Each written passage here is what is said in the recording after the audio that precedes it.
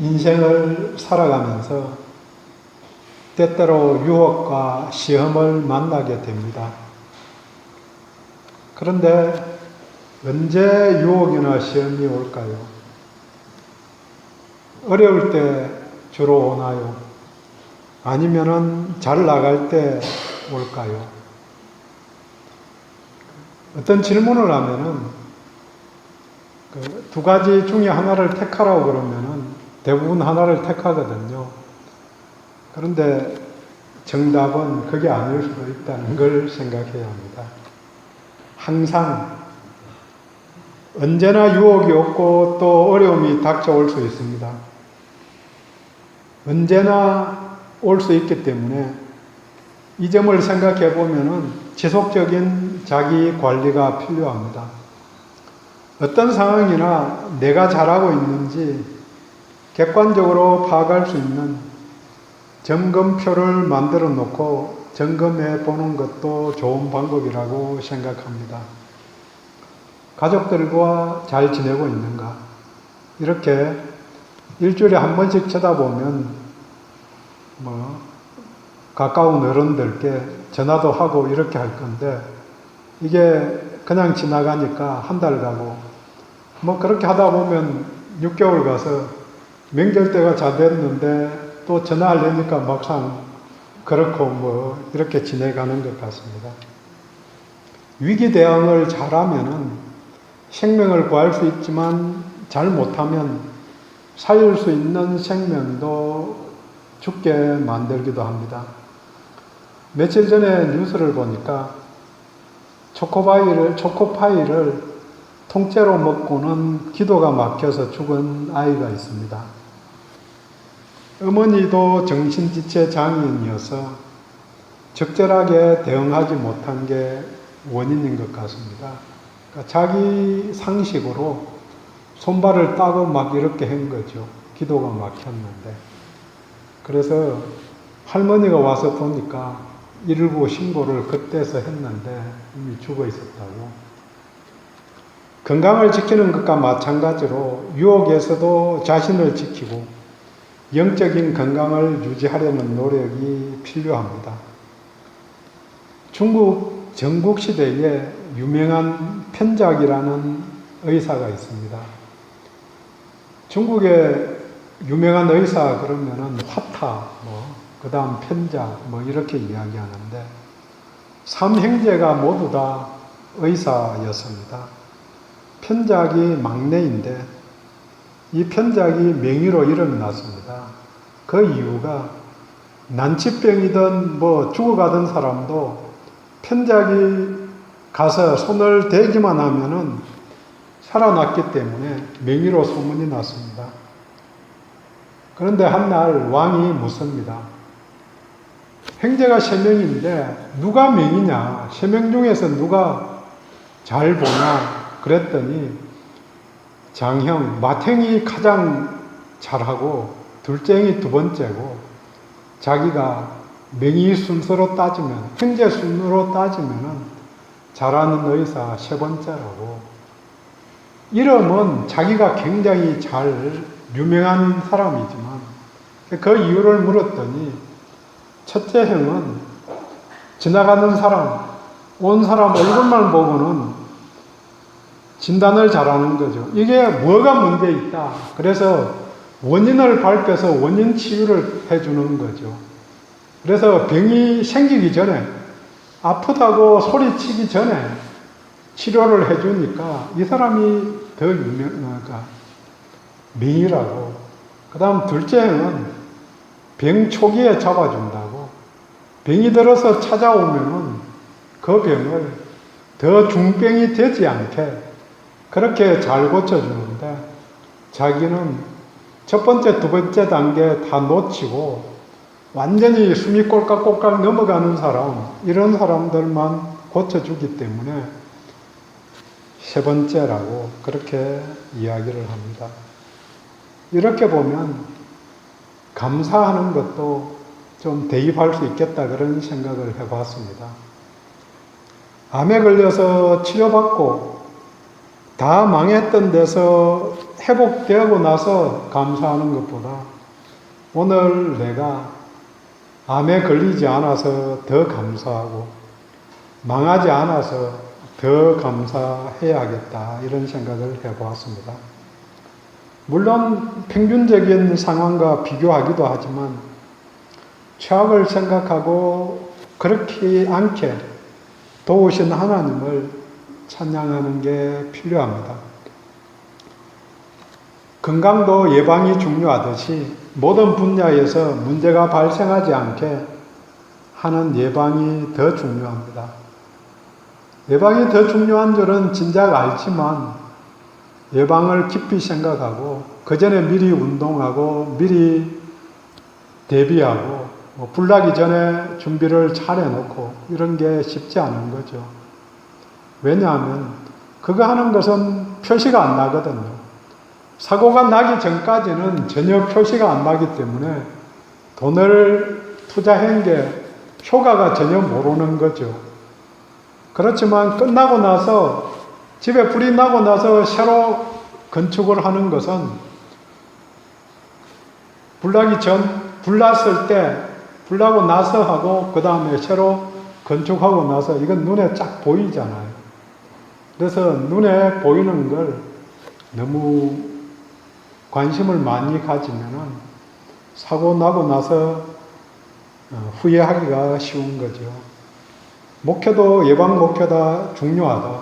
그래서 성도들이 문제에 빠지기 전에 말씀을 잘 가르치고 또 말씀의 사람이 되게 만들어야 되는데 그 점에서 저도 잘하고 있는 건지 못하고 있는 건지 고민이 많죠. 교육도 미리 하는 것, 사고가 나지 않게 하는 것이 나고 나서 잘 대응하는 것보다 중요합니다. 본문으로 들어갑니다. 오늘 본문 앞에는 예수님이 오병이어로 5,000명을 먹이신 이야기가 나옵니다. 그 상황은 저녁 때가 다 되었는데, 그래서 지금 시간으로 보면 5시 이 정도 되었는데, 따라오는 사람들 행색을 살펴보니까 기진해 있는 것입니다. 예수님께서 이것을 불쌍히 보시고 먹을 것을 주신 것입니다. 오병이어로 5,000명을 먹인 것, 물론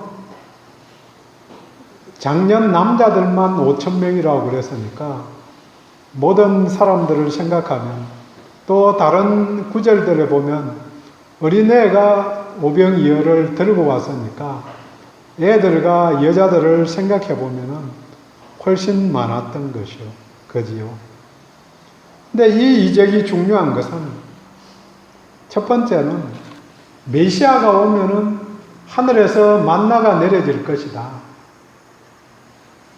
민수기 내용에 나오는 대로 하늘에서 만나를 내려주실 것이라는 이런 기대에 부응해서 예수님이 하늘에서 온 메시아다, 그리스도이다 하는 것을 보여주는 그런 측면에서 중요하다는 것이죠. 그리고는 엘리야를 만난 사르밧 가부는 가뭄이 끝날 때까지 곡식 가루가 떨어지지 않고 기름이 떨어지지 않았는데 예수님은 이 엘리야보다 더 위대하시다. 엘리야의 제자인 엘리사는 선지자 생도의 부인이 어려울 때에 동네에 있는 모든 기름병을 모아다가 다 차기까지 기름이 떨어지지 않게 하는 이적이 일어났습니다. 예수님은 이 엘리사보다 더 위대한 분이다. 이걸 보여주는 거죠. 예수님이 큰 이적을 행하고 나서 제자들의 반응과 사람들의 반응을 보면은 예수님이 누구신가 하는 고백적인 믿음으로 이끌어줍니다. 예수님이 한 가지 이적을 행하신 게 왜 복음서에 수많은 이적들이 더 많았을 것인데 그런 이적들을 적어 놓았을까? 그 이유들을 생각해 보면은 그 내용들을 보면서 예수님이 누구신가 하는 고백적 믿음에 들어갈 수 있게 그 글을 읽는 사람들이 고백할 수 있게 그 내용이 적혀 있는 것입니다. 이 점에서 보면 오병이어의 기적 뒤에 베드로의 신앙 고백이 나와 있는 누가복음의 기록이 와닿습니다. 그러니까 오병이어의 기적이 일어나고 그 다음에 누가복음에는 베드로의 신앙 고백이 나오는 거죠. 하지만 마태나 마가는 예수님이 바로 뒤에 오늘 본문과 같이 무리를 걸으셨다. 이 이적을 연결하면서 그리스도이심을 확정해서 보여주는 것입니다. 누가 무리를 걸을 수 있을까? 그분이 바로 오병이어 만나를 내려주실 수 있는 그분이 무리도 걸을 수 있는 거고 다 모든 일들을 초자연적으로 하실 수 있는 분이다. 이런 고백. 하나님의 아들이시니까 그리스도이시니까 그게 가능하다고 하는 고백을 할 수 있게 도와줍니다. 어느 면이든 예수님이 그리스도이심을 보여주기 위해서 복음서가 있는 것입니다.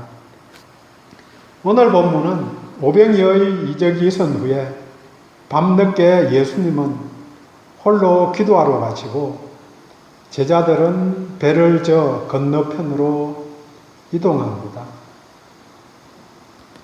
근데 이 건너편이 복음서들을 정리해 보면 벳세다 쪽으로 가라고 그러고 또 오병이어 이적이 일어난 게 벳세다 근처의 들이라고 빈 들판이라고 그렇게 나옵니다.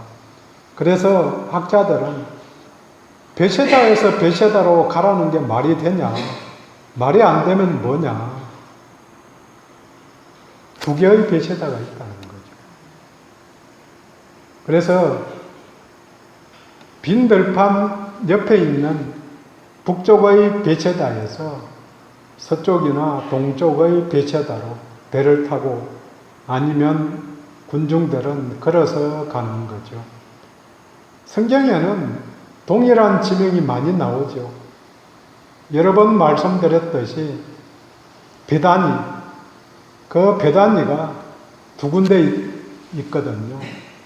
그래서 한 군데는 나사로가 살아난 예루살렘 옆에 있는 베단이라는 마을, 거기가 베단이고 또 한 군데는 요단강 근처에 있는 예수님이 침례 받으실 때 요단 근처 베다니 근처 물가에서 침례를 받으셨는데 거기가 베다니라는 거죠. 라못이라는 이름도 여러 군데 있고 그래서 이 지명이 정확하게 이 지명인지 다른 데 있는 건지 이게 잘 모르면 헷갈릴 수 있는 거죠. 그래서 그런 면에서 베다니 지명이 벳세다라는 지명이 나와서 말씀드렸습니다.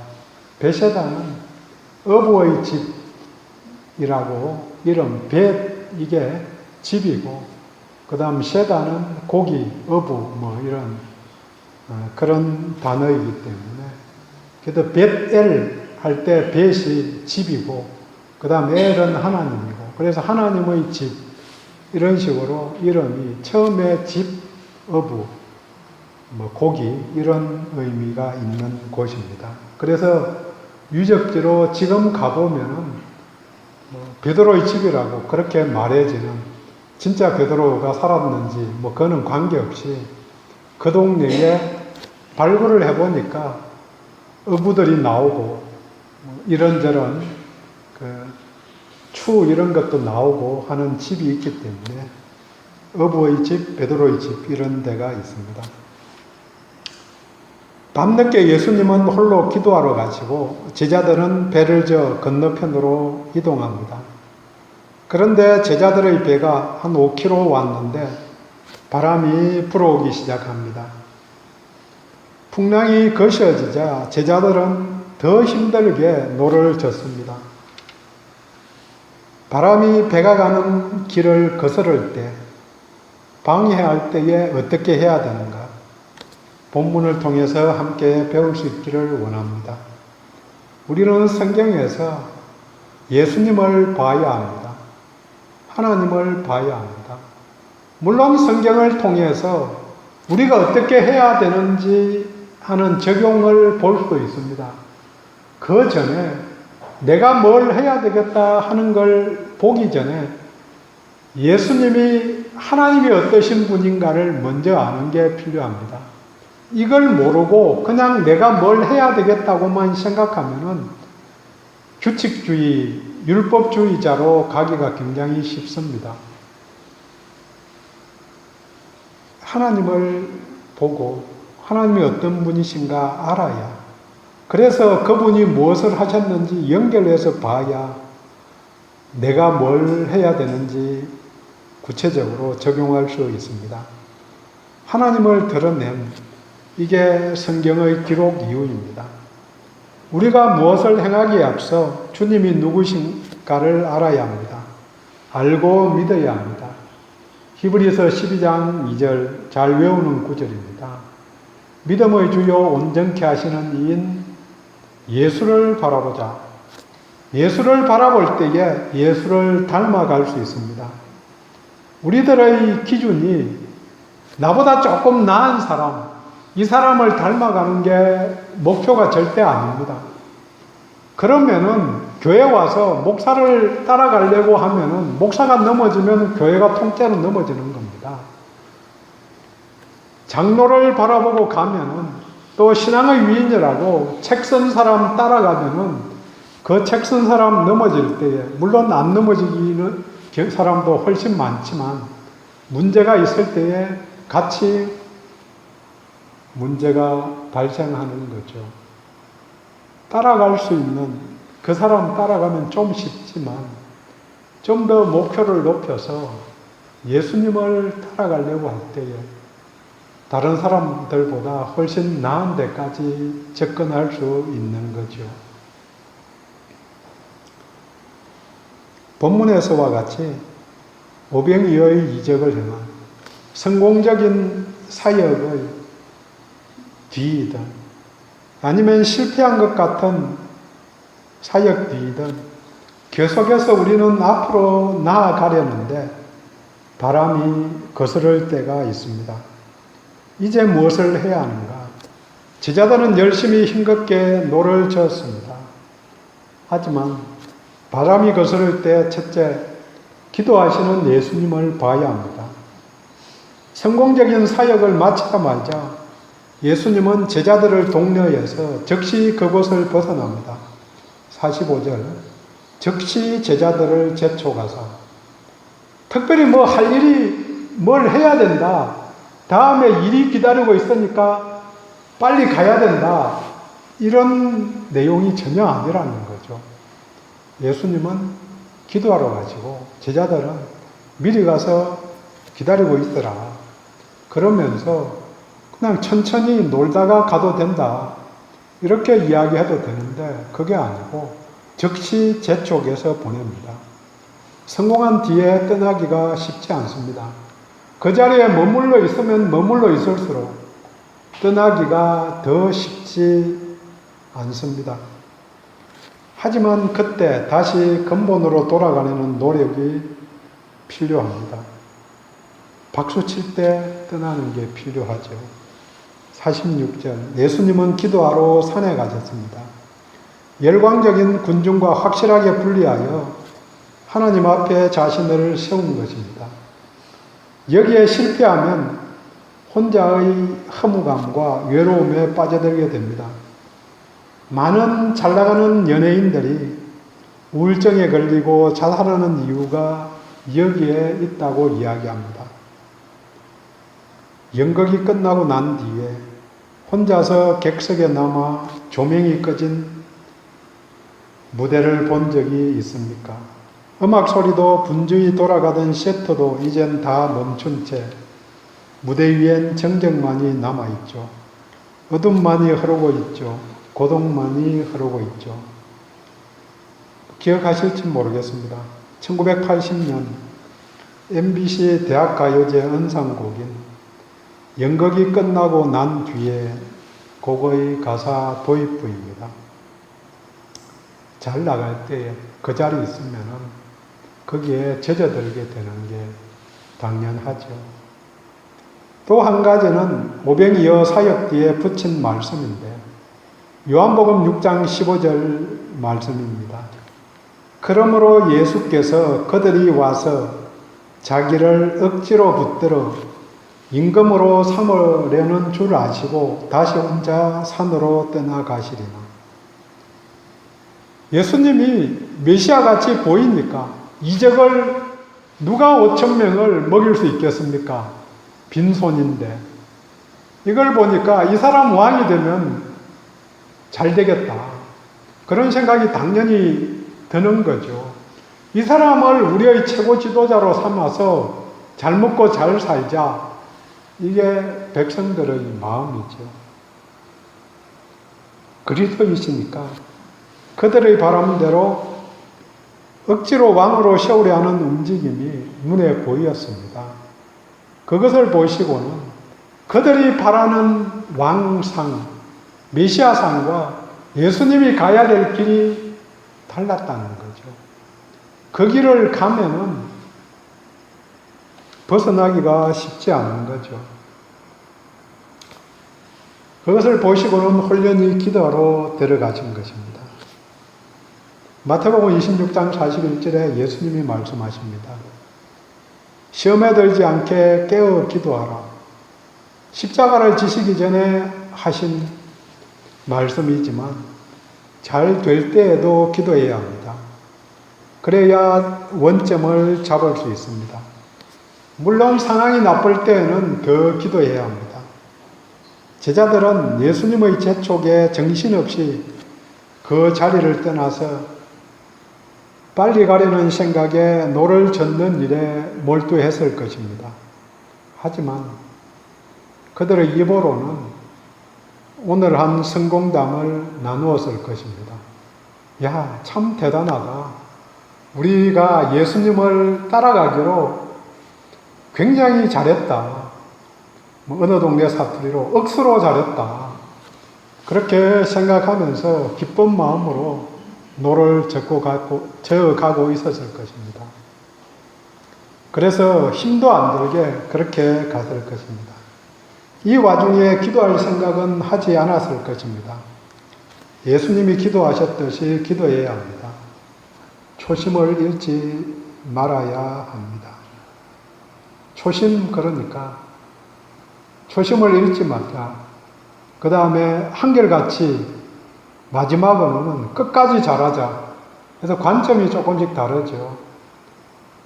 아시는 벤 목사님은 한결같은 교회, 이렇게 가운데를 잡아서 한결같이 잘하자. 어떤 분들은 초심으로 처음에 결정은 이걸 중요하게 생각했기 때문에 목표가 중요한 사람은 끝까지 이걸 보고 가는 거죠. 바람이 거스를 때 두 번째로 예수님이 세밀히 살펴보시고 있다는 사실을 알아야 합니다. 주님은 제자들을 세밀히 보고 계십니다. 48절 제자들이 힘겹게 노젓는 것을 보시고 몇 킬로 떨어져 있으니까 제자들이 힘 들었는지 안 들었는지 사실 모르죠. 모를 수 있죠. 그렇지만 이 풍랑에 그 바다에서 매일 보시던 분이니까 이 풍랑에 얼마나 힘들까 이런 생각을 하게 되는 거죠. 어쨌든 산에서 기도하시면서 제자들이 잘 가고 있나 보고 계신 겁니다. 멀리 호수 가운데를 제자들이 탄 배가 어디까지 갔나 살펴보고 계십니다. 문제는 강풍이 불어서 배가 한치도 앞으로 나가지 못하고 제자들은 힘을 다해 노를 젓고 있는 상황입니다. 이때가 밤 사경쯤이라고 말합니다. 출발이 47절에 저물매 하는 그 단어, 이 시간이 저물었다고 표현하는 게 저녁 9시 정도. 그 다음에 사경은 3시에서 6시 사이로 이야기를 하는데요. 4시, 5시 중간쯤 이렇게 생각을 해봅니다. 그러면은 7시간 정도 배를 저은 것입니다. 1시간이면 배로 갈 수 있는 거리인데 7시간씩이나 배를 저어서 가고 있는 거죠. 힘들고 지쳐갈 때에 우리는 혼자라고 생각하지만 우리 주님은 멀리서 살펴보고 계십니다. 세밀하게 보고 계십니다. 단순히 생각하면 제자들은 호수 가운데 있고 예수님은 육지에 계시니까 주님이 보고 계신다 이 생각 들지가 않았을 것입니다. 예수님은 보고 계시지만 제자들은 그 눈길을 잊고 있습니다. 이게 우리들의 상황이고 우리의 기대하지 않는 마음입니다. 예수님이 보고 계십니다. 어디서 무엇을 하든지. 육신의 부모는 살펴보지만 한순간 놓쳐서 미아가 발생하기도 합니다. 그렇지만 우리 예수님은, 하나님은 한순간도 놓치지 않고 살펴보십니다. 오늘 마지막 곡이 시편 121편 2절이네요. 비슷한데 112편, 이게 쉬워서 121편 2절. 이스라엘아 너를 지키시는 자는 주무시지도 아니하고 졸지도 아니하시리로다. 순례자의 노래, 성전에 올라가는데 낮의 해가 사람들을 상하게 하고 밤에 달이 상하게 하는 현실에 하나님의 도우심을 고백하고 있습니다. 우리를 세밀히 살피시는, 보고 계시는 주를 찬양합니다. 바람이 거스를 때에 세 번째로 예수님이 가까이 와서 문제를 해결해 주심을 믿어야 합니다. 자세히 보고 계시다가 밤중에 무리를 걸어서 오십니다. 아무 배나 몰고 오지 않고 무리를 걸어서 바람이 불어 물길이 험함에도 불고 찾아오십니다. 그런데 문제는 제자들이 알아보지 못한 것입니다. 49절 유령인가 하여 소리 지르니 칠흑같이 어두운 밤중에 바다 가운데에 갑자기 사람이 나타났으니 얼마나 놀랐을까요?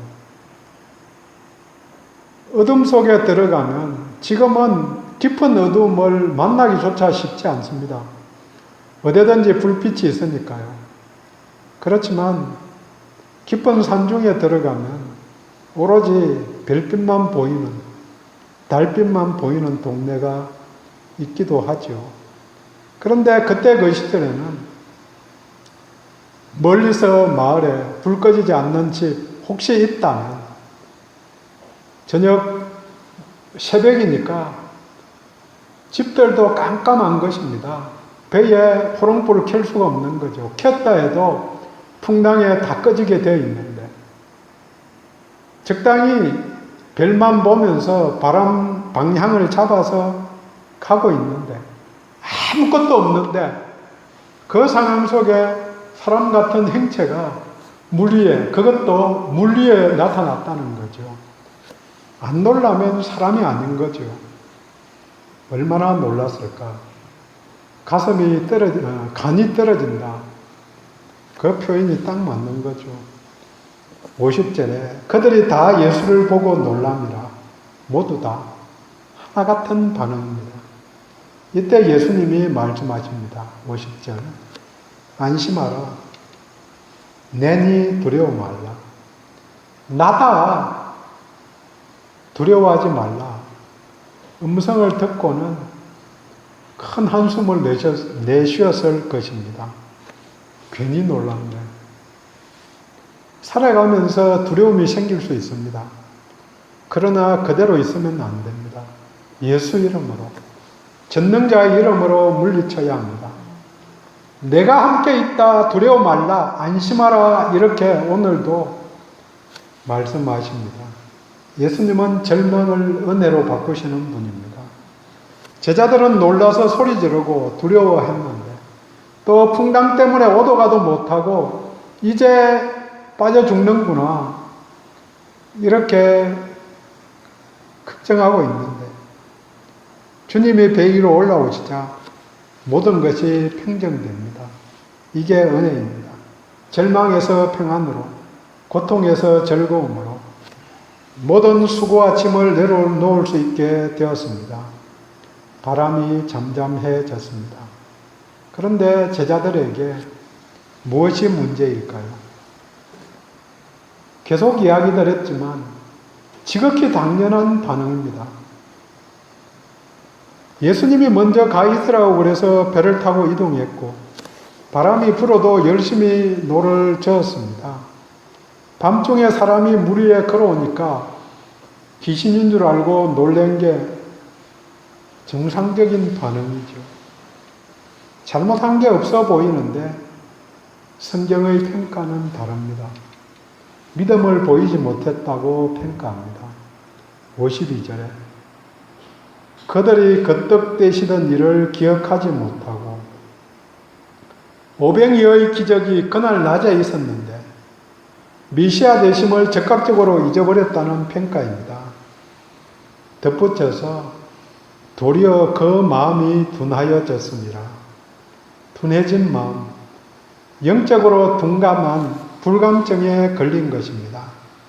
그러면 들어도 깨닫지 못하게 됩니다. 누가복음 21장 34절에 둔감해지는 이유를 설명해 줍니다. 너희는 스스로 조심하라. 그렇지 않으면 방탕함과 술 취함과 생활의 염려로 마음이 둔해지고 뜻밖의 그날이 덫과 같이 너희에게 임하리라. 방탕, 술 취함, 생활의 염려로 마음이 둔해진다. 방탕한 것도 아니고 제자들은 술 취한 것도 아니고 남은 게 염려함이죠. 이 바람에 빠져 죽지 않을까 염려가 두려움이 되고 그게 예수님 같이 보여도 안 와닿는 거죠.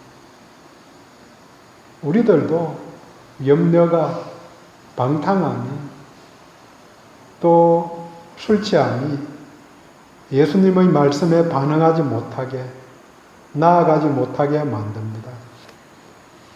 본문과 연관시켜서 풍랑에 대한 두려움과 염려가 예수님을 알아보지 못하게 만든 것입니다. 안심하라, 두려워 말라. 함께 하시는 주님으로 말미암아 회복될 수 있고 회복되었습니다. 주를 바라보는 마음이 민감하게 반응할 수 있게 도와줍니다. 정리합니다. 오병이어의 기적으로 하나님의 아들 되신 메시아이심 그리스도이심을 보여주었습니다. 하지만 제자들은 마음이 둔해서 깨닫지 못했습니다. 그래서 예수님이 기도하신 이유도 심밀하게 살펴보고 계심도 문제의 해결자이심도 와닿지 않는 것입니다. 에스겔서 36장 26절에 말합니다. 또 새 영을 너희 속에 두고 새 마음을 너희에게 주되 너희 육신에서 굳은 마음을 제거하고 부드러운 마음을 줄 것이며 새 영을 둘 때에 굳은 마음이 제거되고 부드러운 마음이 생긴다고 이야기합니다. 그때에는 제자들 시대, 제자들이 예수님과 함께 있을 때에는 성령님이 강림하지 않으셨던 때입니다. 하지만 지금 우리들의 시대에는 예수님이 하늘 보좌에서 멀리 계시지만 성령님이 오셔서 함께 하십니다. 성령님의 능력으로 영적 민감성을 회복할 수 있습니다. 성령님의 도우심을 우리는 오늘도 요청합니다. 또 안심하라, 내니 두려워하지 말라 하시는 예수님의 말씀을 기억합니다. 내가 이 말씀을 기억하고 갈 때에 성령님이 그 말씀이 내 마음을 역사하게 평안으로 인도해 주십니다. 말씀의 사람이 성령의 사람 연결됩니다. 기도합니다.